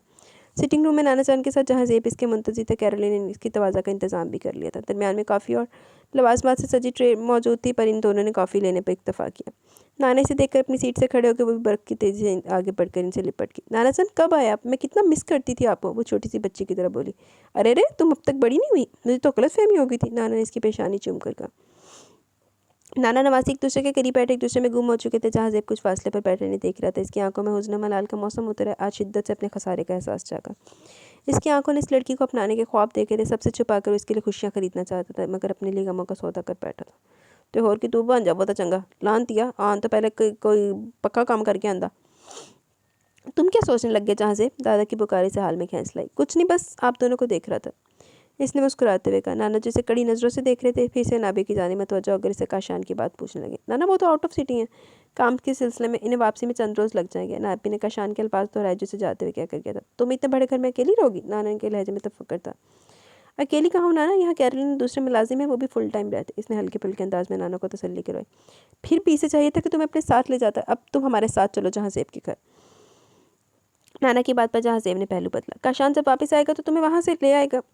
नाना ने अटल अंदाज इख्तियार किया। बड़ी मुश्किल से नाबी ने इनके इरादे से बाज रख पाई। काशान से पूछे बगैर वो कैसे जा सकती थी? काशान को तो ना ही नाना जान की नंदन आमद के बारे में मालूम था और ना ही वह जहाँ ज़ेब से मिला था। नाना और जहाँ ज़ेब को इसने बहसदे इसरार रात के खाने पर रोक लिया और खाना इसने खुद पकाया। खाने के बाद नाना इस वादे के साथ रुखसत हुए कि काशान के लौटने के बाद नाबिया से लेकर नाना से मिलने जहाँ ज़ेब के फ्लैट आएगी और फिर इनके साथ कुछ वक्त गुजारेगी। नाना और जहाँ ज़ेब के जाने के बाद पाकिस्तान से शहनाज बेगम की कॉल आ गई। ना चाहते हुए भी शहनाज बेगम से बात करते हुए इसका लहजा सर्द हो जाता था। शहनाज बेगम इसकी नज़रों में एक बेहद मफाद परस्त खतून थी। तिहोर की लानती बेगैरत खतून है जिन्होंने अपने मतलब के लिए एक मासूम लड़की के सपने तोड़ दिए। दूसरी जानिब शहनाज बेगम को इसके सद रवैये से कोई सरोकार न था। इन्होंने रूटीन की बातें करके फ़ोन बंद कर दिया तो वो भी सोने के लिए लेट गई। नाना से इसकी रोज़ाना फ़ोन पर बात हो रही थी। काशान के लौटते इसने नाना की आमद की तफसील से बताया। काशान ने कहा कि वो इसे 1-2 रोज़ में ले जाएगा नाना से मिलवाने। इस सर्द रात में वो इस बुलंद बिल्डिंग की 7वीं मंजिल के फ्लैट की बालकनी में खड़ा था। किसी गैर मामूली नुक्ते को सोचते हुए वो जाने क्या सोच रहा था। हल्का सा स्वेटर इसने शर्ट पर पहन रखा था जो ठंड रोकने के लिए ना काफ़ी था। इसका जिस्म इस ठंडक से कतई बेनियाज था जिसके वजूद से टकरा कर गुजर रही थी, क्योंकि इसके दिल की ज़मीन पर हिजर नाम की अंगीठी चल रही थी। बड़ी मुश्किल से इसने अपने वजूद के बिखरे टुकड़ों को यकजा किया, खुद को ज़िंदगी के मैदान में लड़ने के लिए खड़ा किया था। दिल को बहलाइए कहकर कि वो दुश्मन जहाँ किसी और की हो चुकी। अब जबकि ज़ख्मों पर खरीन जमने लगा, वो इसे सुहेल की पार्टी में टकरा गई। एक पल को तो भूल गया कि वो पराई हो गई है। अगले ही पल दिल में फिर से पारा पारा हो गया। जब दादा अचानक बिना बताए पाकिस्तान से आ गए तो इसे लगा कि अब इसका सब अच्छा लग जाएगा। इसने दादा के कंधे पर सर रखकर सब कुछ कह दिया। दादा इसके दिल की हकायत सुनकर शुष्तर रह गए। इनकी खुद भी तो यही तमन्ना थी कि नाबिया इनकी जहाँ ज़ेब की दुल्हन बने। न जाने किसका कसूर था या कोई साजिश थी, वो फैसला न कर पाए। अलबत्ता इसे समझाने की सही ज़रूर की। इस वक्त भी इसे बालकनी में खड़ा देखकर वो इधर ही आ गए। इस वक्त यहाँ क्यों खड़े हो? इतनी ठंड में बरखुरदार बीमार होने का इरादा है? वो कसदन हल्के फुल्के लहजे में पूछने लगी। दादा नींद नहीं आ रही थी। इसने सर दाब भरी तो इन्होंने बगौर से देखा। तुम्हारी माँ से कहता हूँ कि तुम्हारे पैरों में बेड़ियाँ डाले, जल्द कोई लड़की ढूंढे तुम्हारे लिए, तुम्हें दुल्हा बनाने की तैयारी करे। इन्होंने फुर्सत से अपने मंसूबे से आगाह किया। दादा आप ऐसा कुछ नहीं करेंगे। मैं लंदन छोड़कर पाकिस्तान जाने के बारे में सोच रहा था, लेकिन अगर आपने मम्मा से ऐसी कोई बात की तो मैं लंदन छोड़कर कहीं भी बस जाऊंगा, मगर पाकिस्तान ही जाऊंगा। इसने अपनी सुर्ख डोरों वाली आंखों से दादा को देखा। फिर कब तक कुंवारा रहने का इरादा? तुम्हारी ये बेसुकूनी और बेकरारी इसकी शादीशुदा ज़िंदगी के लिए मसाइल न खड़े कर दे। इन्होंने कदरे धीमे लहजे में कहा, मगर सामने इनका लाडला पोता था। नहीं भूलना चाहता मैं इसे, बस मेरी शादी का कोई नाम ना ले, मुझे शादी करनी नहीं है। इसने अकड़ लहजे में कहा और अंदर चला गया। जबकि रहमत अली कितनी देर वहाँ खड़े इसके सुकून और खुशी के लिए दुआ करते रह गए। आज फिर सुबह सुबह काशान के कमरे से घुंघरों के छनछनाने की आवाज़ उभरी थी। नाबे जो कुछ देर पहले तक बहुत पुरसकून थी, अब घबराहट का शिकार होगी। कैसे इस शख्स के साथ वो ज़िंदगी गुजार रही थी? ना तो इसकी सहेली था, ना दोस्त। शौहर तो वो बन ही नहीं सकता था। ना तो वो पूरा मर्द था, ना औरत। मगर इसकी वजह से एक लड़की अधूरेपन का शिकार थी। इसने नाना को रात ही फ़ोन करके अपने आने का बताया था। काशान इसे नाना से मिलवाने ले जाने वाला था, मगर अब इस वक्त इसका दिल नहीं चाह रहा था कि वो किसी का भी सामना करे। 1 घंटे बाद जब काशान बदले हुए हुलिये में बेडरूम से निकला और इसे चलने के लिए कहा तो वो मना न कर पाई। अब वो दोनों गाड़ी में सवार जहाँ ज़ेब के फ्लैट की जानिब गामज़न थे। काशान ने इसकी हद से ज़्यादा बड़ी हुई संजीदगी को महसूस कर लिया, मगर खामोश रहा। नाना को काशान से मिलकर बहुत अच्छा लगा। वो नाना से बहुत इज्जत से मिला। कुछ देर नाना से मिलने के बाद वो ऑफिस चला गया। बहुत अच्छा बच्चा है काशान, नाना ने कहा। जी बहुत अच्छा है। इसका दिल कुरला। लाख लाना तेरी ज़िंदगी तभी जड़ी तू किसी को दस दी नहीं पई। नाना काफ़ी देर तक इससे बातें करते रहे, इसे कुरेद कुरेद कर पूछते रहे कि वह काशान के साथ खुश तो है, और नाबिया ने मुतमिन करती रही। जैसी भाई कहाँ है? इसने नाना का ध्यान काशान की तरफ से हटाने के लिए दो देखते हुए पूछा। वो तो सुबह ही चला गया था, शहर से बाहर काम था इसे। आपके लिए चाय बनाऊं? इसने नाना से कहा, उठकर किचन में आ गई। जैसी भाई ने किचन और घर बहुत साफ़ सुथरा रखा हुआ था। अनाबे ने सताइश भरी नज़रों से इर्द गिर्द देखा। लंच इसने नाना और नाना ने मिलकर तैयार किया और खूब इंजॉय भी किया। वीडियो कॉल पर मामा से बात भी वो दिन बहुत तेज़ी से गुजर गया। नाना ने काशान को डिनर पर इनवाइट किया था, इसलिए नाना ने करीबी इंडियन रेस्टोरेंट से खाना ऑर्डर कर दिया। डिनर के बाद वो और काशान वापस आ गए, जहाँ ज़ेब अब तक नहीं लौटा था। आज फिर वो काशान के साथ एक गेट टुगेदर में मधु थी। काशान इसके साथ ही था। कुछ देर पहले इसने अपने दोस्तों के ग्रुप को ज्वाइन किया था। नाबे कुछ थकन महसूस करती तो एक जानिब बैठ गई। अचानक इसके समाज से दबी दबी सरगोशियाँ टकराने लगी, जिन्हें सुनकर इसे सर्द मौसम में भी पसीना आने लगा। मुझे तो लगता है इसकी दौलत देखकर नाबे के घर वालों ने इसे छक्के के साथ भी आया। तभी दूसरी औरत की आवाज़ आई। एक्टिंग तो ऐसे करती जैसे परफेक्ट मैच हो। दोनों औरतों से नाबिया ना वाकिफ़ थी, पर वो औरतें इसकी ज़िंदगी के कड़वे सच से वाकिफ़ थी। तो क्या काशान के सब दोस्त इसके मिलने वाले काशान की हकीकत से वाकिफ़ है? अगर ऐसा तो ये सब पीछे से भी मुझ पर हंसते होंगे। इसकी आंखें धुआं धुआं हो रही थी, हाथों पैरों से जैसे जान निकल रही थी। न जाने कितनी देर वो इस पोजीशन में बैठी रही। साग तो जामन इसे ना तो वाज़े दिखाई दे रहा था, ना सुनाई दे रहा था। कानों में साएं साएं हो रही थी। इसे मालूम नहीं था कि काशान से किस तरह वापस घर लाए। रास्ते में इसने नाबे को डॉक्टर से चेकअप भी करवाया। वो भी परेशान हो गया। इसकी तबीयत देखकर अक्सर इस मासूम लड़की से हमदर्दी होती। ना हक इसकी माँ ने इस लड़की को मोहरा बनाया था। कभी कभी तो इसके दिल में मीठा मीठा दर्द जागता, बिल्कुल अनजाना दर्द जो इस लड़की के नाम से मंसूब था। इसके इस दर्द से शनासाई नहीं थी, इसे मालूम नहीं था कि दर्द क्या है। सुबह इसकी आंख खुली तो काशान अपने कमरे में देखकर वो झिझक गई। अब कैसी तबीयत है? काशान ने पूछा तो वो गुजरी रात पूरी जुज़ियात के साथ याद आ रही। इसके नकुश तन गए। ठीक हूँ मैं, इसका लहजा ना चाहते हुए भी सर्द हो गया। अचानक क्या हो गया था आपको नाबिया? वो मुतफक्कर था। आप प्लीज़ यहाँ से जाएं, मैं इस वक्त कोई बात नहीं करना चाहती। इसने दोनों हाथों में चेहरा छुपा लिया। काशान चंसाने से देखता रहा, फिर कमरे से निकल गया। इसके जाने के कुछ देर बाद कैरोलिन आगे इसका नाश्ता लेकर, वो भी बहुत परेशान लग रही थी। मैम आप नाश्ता करके मेडिसिन ले लीजिए। वो मुअद्दब खड़ी थी। कैरोलिन तुम जाओ, मुझे ज़रूरत हुई तो तुम्हें बुला लूँगी। इसने अनसुनी करते हुए कहा तो वह थके हुए कदमों से बाहर चले गई। इसे रोना आ रहा था, दिल चाह रहा था कि कहीं भाग जाए, किसी कोने में जा छुपे जहाँ कोई तस्दीक ना करे। अपने लफ्ज़ों से इसकी ज़िंदगी तो माशा न बना सके। अगर काशान में अधूरापन था तो इसमें इसका क्या कसूर था? इसे सज़ा क्यों मिल रही थी? वो तो खुद मजलूम थी, मजबूर थी, खौफज़दा थी कि अगर नाना और मामा को काशान की हकीकत मालूम हुई तो बस क्या सह पाएंगे? क्या वो सह पाएंगे? इस उम्र में ये दुख कहीं नाना की जान न ले ले, और मामा इनकी मायूसी का क्या आलम होगा। आंसू पलकों की बाट फलांग चुके थे। इसका चेहरा तर हो चुका था। दौड़ फिट्टे मुँह तेरे थे। ओ ना सैर पार, तू ही सही जा। सर मेरा ख्याल है कि आपको इनसे पूछना चाहिए कि कल रात पार्टी में ऐसा क्या हुआ जो इस कदर डिस्टर्ब हो गई। इसने काशान को देखा जो धीरे धीरे कॉफ़ी के घूंट ले रहा था। नाश्ते से इनकार कर चुका था। कैरोलिन इसके सामने मुअद्दब खड़ी थी। कैरोलिन मैं जान तो नहीं हूँ कल रात वहाँ क्या हुआ होगा। जानती तो तुम भी हो कि कल रात वहाँ मेरा गायबाना तमाशा बनाया गया होगा। तो इसने सुन लिया होगा और दुखी है। तुम्हें पता है कैरोलिन, वो मुझे गमज़दा अच्छी नहीं लगती। मैं खुद उदास हो जाता हूँ इसे ऐसी कैफियत में देखकर। मैं चाहता हूँ कि वो हमेशा हंसती मुस्कुराती रहे। मम्मा ने इसके साथ अच्छा नहीं किया। जब शादी मेरी ज़रूरत ही नहीं थी तो क्या ज़रूरत थी एक मासूम लड़की को मुझसे बांधने की, सिर्फ अपनी अना का परचम बुलंद रखने के लिए। इन्होंने एक लड़की की पूरी ज़िंदगी दाव पर लगा दी। कोई ये ना कहे कि काशान ने शादी क्यों नहीं की। खानदान में चैम गोइयाँ होगी।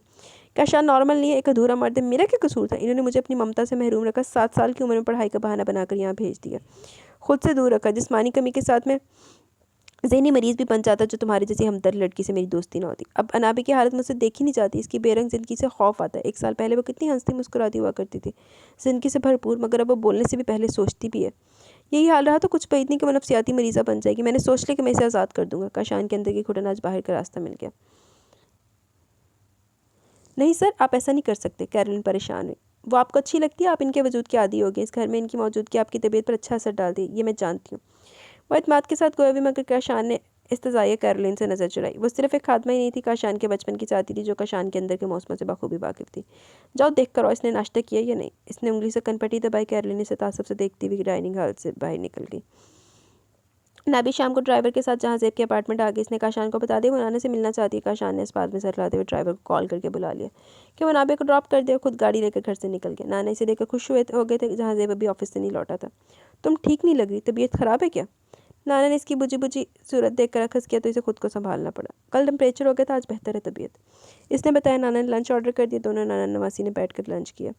शाम जहाँ ज़ेब लौटा तो एप ने घर में इसे देखकर चौंका, खुद को संभालते हुए नाना के बराबर निशिस्त संभाली। आपके लिए कॉफ़ी बनाऊँ जैसी भाई? अना ने पूछा तो इसने इनकार कर दिया।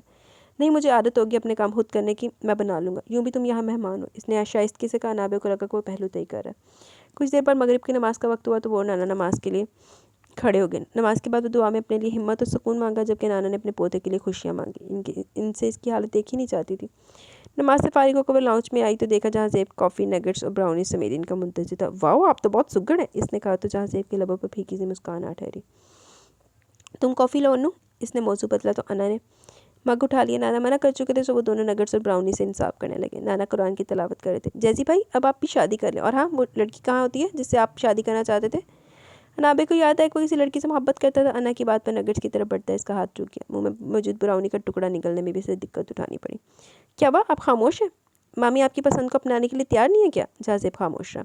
तो इसने मजीद कहा, मामी के मजाज से बखूबी वाकिफ थी, इसकी शादी होगी। जहाज़ेब का चेहरा एकदम तारीक हुआ। आपने इसे बताया नहीं कि आप इसे मोहब्बत करते हैं? वो एकदम दुखी हो गई। मौका ही नहीं मिला और वो पराई होगी। जहाज़ेब की आंखों में सुर्ख डोरे तैरने लगे। तुम रात इधर ही रहोगे ना? रहमत अली कमरे से बाहर आ गए। जहाज़ेब को मुश्किल में गिरफ्तार देकर दरमियान में, नहीं नाना, मैं डिनर के बाद वापस चली जाऊंगी। मैंने कहा शान से कहा कि जैसी भाई मुझे ड्रॉप कर देंगे। इसने अपना प्रोग्राम बताया। जहाज़ेब तुम जाओ, कुछ देर आराम कर लो।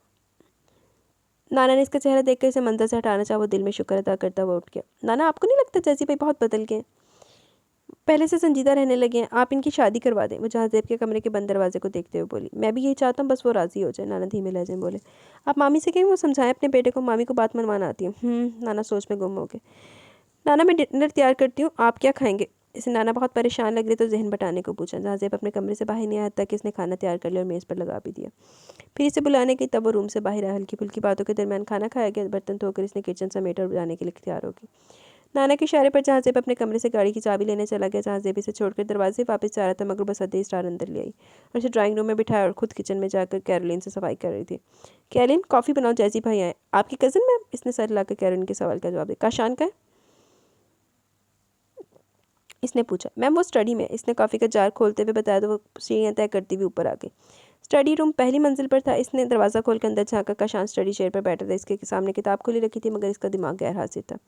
काशान, इसने स्पार्ट लहजे में पुकारा तो काशान चौंका। जहाज़ेब भाई मुझे छोड़ने आए, मैंने इन्हें ड्राइंग रूम में बिठाया।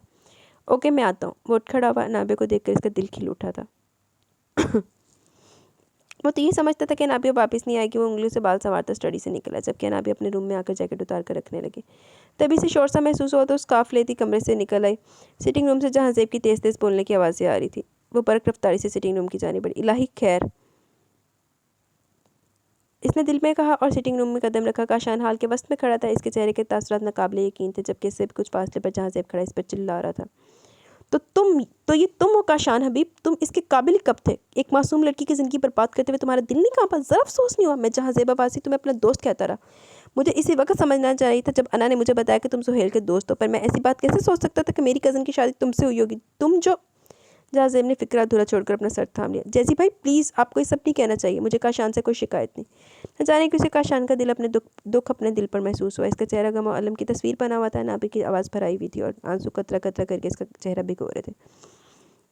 इसकी आवाज़ सुनकर काशान जैसे होश में। नहीं अनाबिया मत रोके जहाज़ेब को, वो ठीक ही तो कह रहा है। ये खुली हकीकत है। हमारे दरमियान जो रिश्ता है इसकी बुनियादी धोखा फ़रेब है। मैंने गुज़िश्ता रोज़ ही तय कर लिया था कि हमें अब अलग हो जाना चाहिए। हो सकता है कि मैं अब जल्दी अपनी सोच पर अमल ना कर पाता कि न जाने कब मेरे दिल में तुम्हारी मोहब्बत ने जन्म ले लिया। सोचता हूँ कि दिल की क्या खता, दिल तो मेरा भी वैसा ही है जैसा कि तुम्हारा है। आज जहाज़ेब की ज़ुबानी अपनी सच्चाई सुनकर मजीद तुम्हें या खुद को धोखा नहीं दे सकता। मैं तुम्हें तलाक देता हूँ अनाबिया, मैं अपने होशो हवास में तुम्हें तलाक देता हूँ। मैं तुम्हारे लायक नहीं, मैं तुम्हें तलाक देता हूँ। अनाबिया को इसकी आवाज़ गहरे कुएं से आती महसूस हुई और फिर इसका जहन अंधेरों में डूबता चला गया। रहमत कुदे में गम की फिजा तारी थी। शमाइला सबसे मुँह छुपाए फेरी थी। दिल ही दिल में वो बेहद शर्मसार थी। घर में किसी ने भी इन पर उंगली नहीं उठाई। फिर भी इन्हें अपनी गलती का एहसास हो गया। नाबी की खामोशी इनका दिल चीरे जाती। ज़िंदगी में पहली बार ऐसा हुआ कि जहाज़ेब के अलावा किसी की तकलीफ ने इनके दिल को छुआ था। फिर इन्होंने हिम्मत जमा की और अफरा और नाबे के आगे हाथ जोड़ दिए। अरे भाभी ये क्या कर रही हैं? अफरा बौखला गई थी। कसूर मेरा ही अफरा, अगर मैं अच्छी तरह इसकी मालूमात करवाती, छानबीन करवाती तो हमें पहले इसके बारे में पता चल जाता। ये सब मेरे नसीब में लिखा था। अनाबी ने स्पार्ट लहजे में कहा। ये तुम्हारी आला ज़र्फिया ना, वरना मैंने शहनाज भाभी पर भरोसा करके बड़ा गुनाह किया। मैंने तुम्हारी खुशियाँ छीनी, अब मैं तुम्हारी खुशियाँ लौटाऊंगी। शुमाइला ने कहा और नाबे के सर पर हाथ फेंक के चली गई। नाबे के पलकें भीगने लगी तो अफरा ने इसे गले लगा लिया। ना मुंडा जानता तो उन्हें तो सच्चाई दी देवी, अच्छाई दी देवी बन के फिर देना सी। अब्बा जान आपने तो दिल को रोग ही लगा लिया। कमरे से बाहर चलकर हम सबके साथ बैठे। शुमाइला ने रहमत अली से मुखातिब होते हुए चाय का मग इनके आगे रखा और खिड़कियों के पर्दे समेटने लगी। बहू अब इस दिल में ताकत नहीं बची। अफरा की वीरान जिंदगी को देखकर सोचा था कि इसकी बेटियों के साथ कुछ गलत नहीं होने दूंगा, पर कुछ नहीं कर सका। हाथ मलता रह गया। मैं बूढ़ा और मेरी बेटी अना बर्बाद होगी। क्या क्या सोचा था इसके लिए कि इसे हमेशा अपने घर में रखूंगा, पर मेरी बेबसी देखो कुछ नहीं कर सका। रहमत अली की बुढ़ी आंखें छलक पड़ी और शुमाइला इनकी बात सुनकर चौंक गई। अब्बा जान अगर ऐसा तो अब भी आपकी ख्वाहिश पूरी हो सकती है। आप फ़ोन करें जहाज़ेब को, बताएं इसे अब वो इनकार नहीं करेगा। आखिर कब तक ये लंदन में रहेगा? मेरा ख्याल है बहू पहले तुम अफरा से बात करो, वो अना की रजामंदी ले ले। अगर अना राज़ी है तभी मैं जहाज़ेब से बात करूँगा। शिमाला की बात सुनकर रहमत अली को लगा जैसे इनके दिल से आधा बोझ सरक गया। इन्हें शिमाला पर किसी किस्म का दबाव नहीं डालना था। वो बखुशी अनाबिया को बहू बनाने के लिए राजी हो गई थी, मगर इन्हें नाबे की तरफ से खदशा था कि वो इनकार कर देगी। अनाबे के साथ होने वाले हादसे और इसके टूटे बिखरे वजूद ने जहाँ ज़ेब को बहुत दुखी कर दिया। इसने नाना और नवासी को पाकिस्तान जाने वाली फ़्लाइट में बिठा दिया, खुद अब तक लंदन में था। दादा के इशारे पर वो यही उज़र बताता कि वो अनाबे की इस हालत में नहीं देख सकता। 5 माह का अरसा गुजर जाने के बावजूद नाबिया खुद को संभाल नहीं पाई। शिमाला भाभी और अब्बा जान के इशारे पर अफराज से बात करने आई ताकि इसकी रजामंदी ले सके, पर इसने जहाँ ज़ेब का नाम सुनकर इनकार कर दिया। लेकिन क्यों बेटा? भाभी ने बहुत खलूस के साथ बात किया। अफराज से समझाने की सही की। मामा मुझे शादी नहीं करनी। वो कह रही थी कि मैं शादी करूँगी नहीं, मैं ऐसे किसी से शादी करूँगी जो अपने दिल की तमाम सच्चाइयों समेत मुझे अपनाए। वो धीमे लहजे में बोली। तो बेटा जहाँ ज़ेब से क्या मसला है तुम्हें? वो किसी लड़की को पसंद करते बेपनाह शिद्दतों से चाहते हैं। इस लड़की की कहीं और शादी होगी और मैं अपने दिल की में गुंजाइश नहीं बना सकती। प्लीज़ मुझे मजबूर मत करें। वो हंसी हुई तो अफरा को खामोशी इख्तियार करनी पड़ी। जुनैरा ने बेटे को जन्म दिया। अहमद के दिल में काफ़ी अरसे बाद खुशी की लहर दौड़ गई। जूनी के ससुराल में भी खुशी मनाई गई थी। 10 रोज़ के बाद उस्मान को लेकर जब जूनी रहमत को दे आई तो गोया सुबह शाम एक हो गए। हर फर्द बच्चे के लाड उठाने में मसरूफ़ था। अरसे बाद अनाबिया भी मुस्कुराई। इसे खुश देखकर सबने सुख का सांस लिया। एक निस्बतन सर्द दिन था जब जूनी ने बताया कि इसके लिए एक रिश्ता है। लड़के ने इसे कहीं देख रखा है और अब रिश्ते के लिए भेजा अपनी फैमिली को। वो हैरान हुई कि ऐसा शख्स कौन है। एक दिन लड़के की वालदा और बहन भी से सरसी से मुलाकात हुई। चंद रोज़ बाद मामा ने इसे राय मांगी। मोबाइल में लड़के की तस्वीर दिखाना चाहिए तो इसने तस्वीर देखने से मना कर दिया और आपकी मर्ज़ी कह दिया। अफरा क्या करते दोनों जाने शादी की तैयारियां होने लगी। अना आज तुम्हारी सास आएंगी, तुम्हें ज्वेलरी और ब्राइडल ड्रेस पसंद करने के लिए ले जाएंगी। और फिर जहाँ ज़ेब रह गया। अफरा ने कॉलेज के लिए निकलते हुए से ताकीद की। मामा मेरा जाना ज़रूरी है क्या? इसने बददिली से पूछा। बहुत ज़रूरी है। अफरा अपना पर्स संभालते हुए पोर्च की जानी पड़ी। शाम को नबीला आंटी और लीना से शॉपिंग के लिए लेने आगे चारों नाचारी से इनके साथ जाना पड़ा। गाड़ी इनका ड्राइवर चला रहा था। आंटी बहुत ग्रेसफुल थी जबकि लीना बहुत खुशमिजाज। वो मुसलसल बोल रही थी और इसका मौजू इसका भाई हुज़ैफा था। शॉपिंग के बाद आंटी ने इसे रेस्टोरेंट में डिनर करवाया, फिर घर ड्रॉप कर दिया। आंटी और लीना से मिलने के बाद इसके मन में पलने वाली बेनाम सी बेचैनी का इख्तिताम हो गया। ना हाय वे हूं तो बुला लो ओनू जीनू।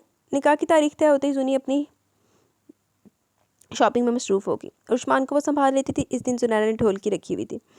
राबेल और उमर भी आ गए थे। घर में रौनक लगी। मज़ीद रौनक लगाने के लिए नवाल ने अपनी दोस्तों को बुला लिया और इस वक्त इसकी सहेलियाँ हाल कमरे में कुड़ी द झुमका पर लुड्डी डाल रही थी। अगले जुमा को इसका हुज़ैफा से निकाह था। जहाँ ज़ेब कब आने का कह रहा है। नाना की आवाज़ इसकी समाज से टकराई तो उसने गोद में खेलते और उस्मान से नज़र हटाकर नाना की तरफ देखा जो मामू से मुखातिब थे। निकाह से 2 दिन पहले आने का कह रहा है। नाना ने जवाब में क्या कहा वो सुन नहीं पाई। मामा अब ये मायूं करने की क्या ज़रूरत है? इसने सामने बिखरे मायूं के फैलावे को देखते हुए चिड़चिड़ेपन से कहा। बच्चों की खुशी है ये सब और फिर तुम खुश नहीं हो क्या? अपने इसके चेहरे पर कुछ खोजा मगर वो खामोश रही तो अफरा काम छोड़कर इसके नज़दीक बैठ गई। अना मैं तुमसे कुछ पूछ रही हूँ। मामा मुझे कुछ समझ नहीं आ रहा। कभी लगता है कि सब ठीक है और कभी दिल बेचैन हो जाता है कि कहीं फिर से धोखा नहीं होगा मेरे साथ। इसके लहजे में जाने क्या था कि अफरा ने इसका सर अपने सीने से लगा लिया। अब कुछ बुरा नहीं होगा तुम्हारे साथ। अफरा इसके रेशमी बालों को चुमा। जिसका निकाह था इस वक्त वो पार्लर जाने के लिए अपना ज़रूरी सामान समेट रही थी। जुनैरा बराबर वाले कमरे में इसका ब्राइडल ड्रेस प्रेस कर रही थी। इसने जेवरात का डब्बा बैग में एहतियात से रखा। इसकी पुश्त दरवाजे की तरफ थी। पुश्त पर हल्के नम बाल फैले हुए थे। खटके की आवाज़ पर इसे राबेल का गुमान हुआ। मामा के रूम से मेरे शूज़ ले आई तुम? अब क्या तुम जूतों से मुझे मारोगी? शौक और मानूस आवाज़ पर इसने मुड़कर देखा तो चौखट पर जहाँ ज़ेब खड़ा था। चेहरे पर भरपूर मुस्कुराहट लिए आंखें कुछ पा लेने के एहसास से जगमगा रही थी। आप? इसकी आवाज़ लड़खड़ाई। मिल गई आपको फुर्सत मुझसे मिलने की? कल से सुनियो कि मौसूफ आ चुके हैं। इसने दोनों हाथ से बालों को समेटा जहाँ ज़ेब का दिल जाके से टोक दे। बाल समेटने से रोक दे मुश्किल इसने खुद को कुछ कहने से रोका। भाई मैंने सोचा कि फिर तुम मुक्ता जाओगी, बस इसीलिए नहीं आ रहा था, पर दादा ने कहा कि तुम मुंतज़िर हो। वो कमरे के अंदर आ चुका था। वो इसका पहला फिक्रा सुनकर चौंकी। क्या मतलब? मैं कुछ समझी नहीं। शब रोज़ जब मेरे साथ रहोगी तो क्या पता उकता जाओ। जहाँ ज़ेब ने एहतियात के साथ फिक्रा पूरा किया और इसके तोक़ा के मुताबिक वो चीख पड़ी। ये क्या कह रहे हैं आप जैसी भाई? मेरी कुछ समझ में नहीं आ रहा। साफ साफ बताएं आप क्या कहना चाहते हैं। वो कदरे हरासा नजर आई। आज हमारा निकाह है अन्नू। शादी के बाद तुम्हें मेरे साथ ही रहना है, बस इसीलिए एहतियात कर रहा था।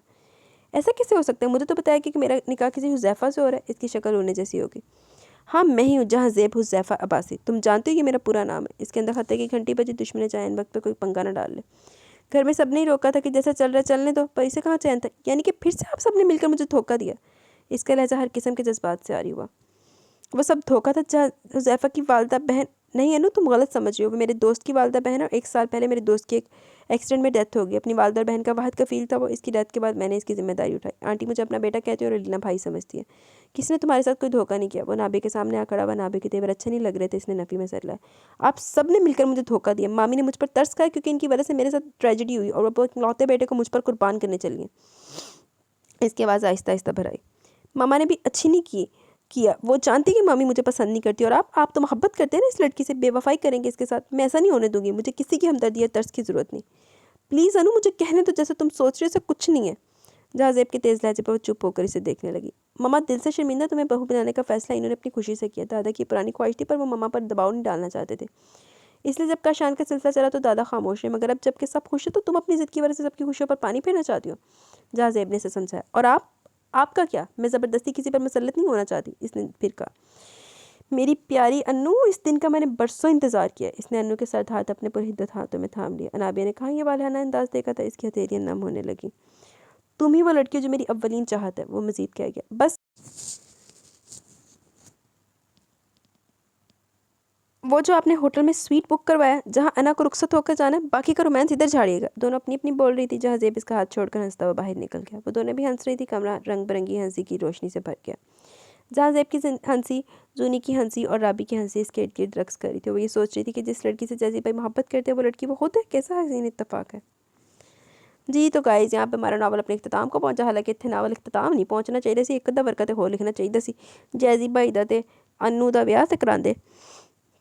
खैर, नावल बड़ा अच्छा था। आपको कैसा लगा? अपनी राय का ज़रूर इजहार कीजिएगा। नावल नेम है जनाब अली तेरे बख्त की रोशनी, रिटन बाय हुमा आमिर का ये नावल है।